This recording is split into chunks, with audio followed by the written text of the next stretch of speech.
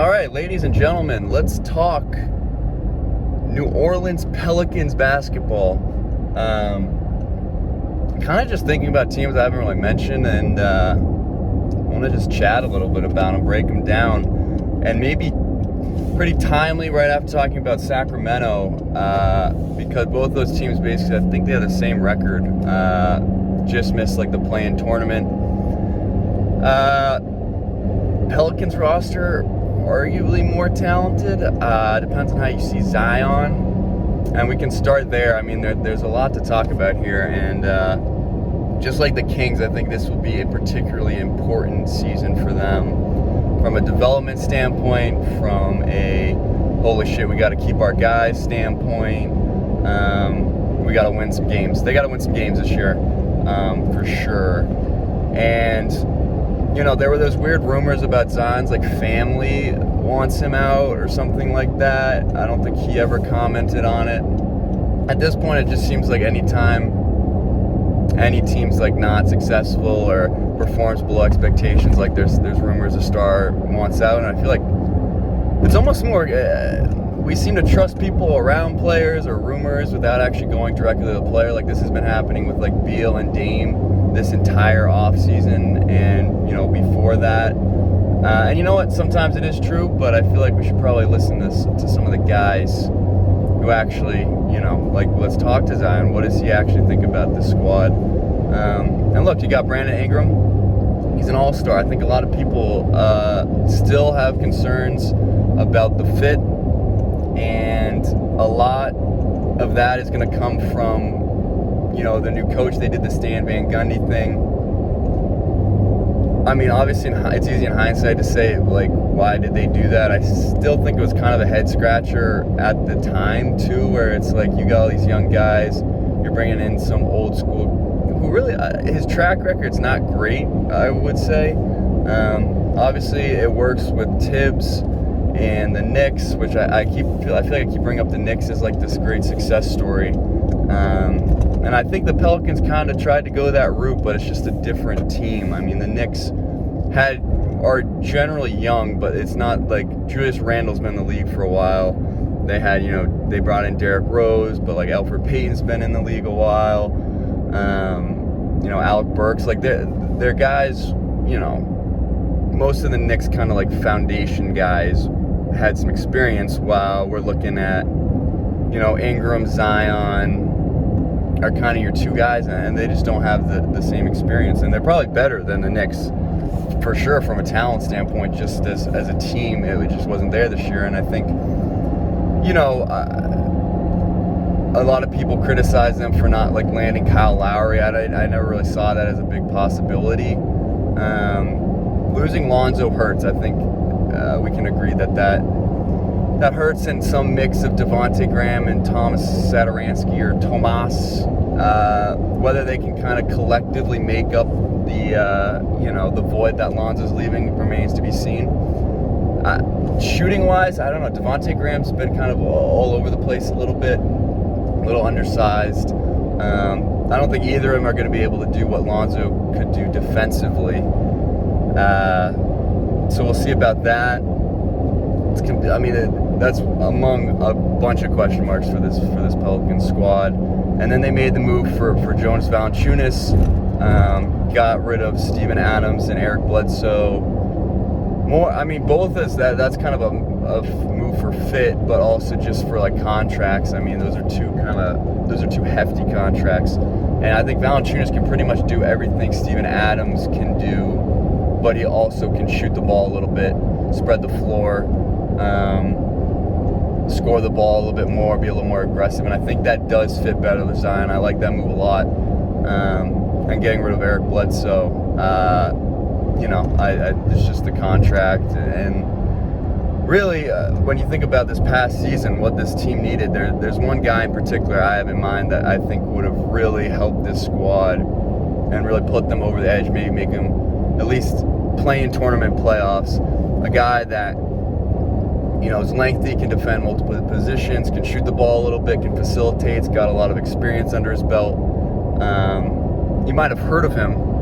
it's ex-Pelicans point guard Drew Holiday. Funny how that works. Because here's the thing, right? When you're rebuilding or whatever, so they traded Anthony Davis. They got the big package for him. And, you talk about, like, timelines a lot. We talked a lot about with the Thunder, like, what their timeline is. And you try and get guys that, usually it's really young guys that will develop together. That seems to be kind of the, process, if you will. But at the same time, if you want to win, you're going to need veteran guys, experienced guys on the roster. I feel like, the Suns are a great example of this, where they have, Booker and Ayton and Bridges. And that team, they won out in the bubble, right?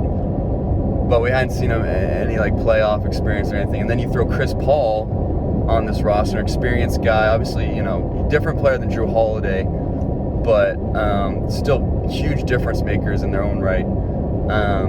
They bring in Chris Paul and they go to the finals. And I think Drew Holiday, maybe the timeline thing, maybe they didn't want to extend him, and they wanted to, I don't know if they could have gotten Holiday, Ingram, and Zion to, all fit financially. Fair enough. I would have liked to have, because you got Eric Bledsoe for him, first of all, so that's pretty much a net zero, if not a negative. Because Eric Bledsoe doesn't fit your timeline either, man, and he's worse. And you're paying him like way more than he's worth. So that's a bit of a head scratcher. You got the picks, but at this point, your picks, you're just getting more young guys. You're probably going to be between like 10 and 15, 10 and 20 if you're lucky. Well, if you're lucky, as in you win more games than expected. And I think Kira Lewis, Nickeil Alexander-Walker, two guys that can contribute. I'd love to see a little more shooting on this team. They had JJ Redick briefly. He had kind of an off year. I don't know what he's kind of looking at, but you need like a Luke Kennard type guy you can get for cheap. That can help spread the floor, man, because it's pretty bunched up with Zion. And now, of course, we have to see how the Valanciunas fit happens. And so there's a lot you're talking about probably 3 new starters. I don't know who they're going to play at shooting guard. If Josh Hart, I don't know. You haven't heard a lot about Josh Hart. Is he he's a restricted free agent, so... And yeah, I haven't heard anything from him, haven't heard anything about that situation, if anyone's trying to qualifying offers and all that. If I'm them, I would bring him back. He's one of the best rebounding guards, and I think just glue guys, can do a little bit of everything. Why wouldn't you bring him back? But then again, I would bring Lonzo back. But that's easy to say, not knowing all the financials and everything. So this is going to be a question about fit once again. Devontae Graham, he's kind of spent a lot of last season under the kind of LaMelo shadow. You can see what he can do in a pretty, primary ball handling role. How he works with Zion, if Brandon Ingram, because it seems like Brandon Ingram's getting criticized a lot for acting like the guy when Zion is shooting 65%. The dude doesn't miss. And it's maybe we give him the ball in crunch time, Brandon Ingram. I know you can get that shot anytime you want because you're 6'11" with a 10-8 wingspan. But I think Zion could probably get a bucket, and it's probably the most efficient way for us to score. So we're going to go with that for now. And maybe, Valanciunas can now clear out and still be a three-point threat. Maybe Graham can shoot the ball, who knows. And maybe, I think it's more beneficial for Ingram to do more off-ball stuff and maybe work on Zion as a more of a facilitator, Julius Randle type. Maybe expand his range a little, but it doesn't seem like he needs to. He's just old school, just pound the rock and get to the rack. So it's funny because when you think of Zion coming out of high school was this freak athlete, crazy vertical, all the viral dunks and whatnot. And as an NBA player, and this is probably purposeful just from a health standpoint to keep him from tearing both ACLs every year. It's he's a lot more powerful horizontally. Now he's banging bodies, more physical, but not as much like vertical stuff where he's coming down on those ankles and knees all the time. And I think it's smart and it's working. So it's not even a matter of like, can you figure Zion out? It's like, do you literally have enough muscle and like, I don't know, like grit to stop him? And it didn't seem like anyone could last year. So I don't imagine really anyone's gonna be able to figure him out this year. It's just a matter of if the Pelicans can figure out like themselves, which is like a weird existential. I'm just gonna hold it, get a nice. There are no bats in the cave. I think we're good. Yeah, they got to figure themselves out first. It's in like a relationship. You can't try and fix people before you fix yourself. Now I don't know if that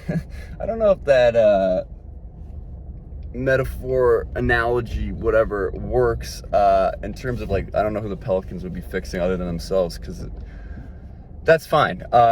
Listen, the Pelicans need to figure themselves out.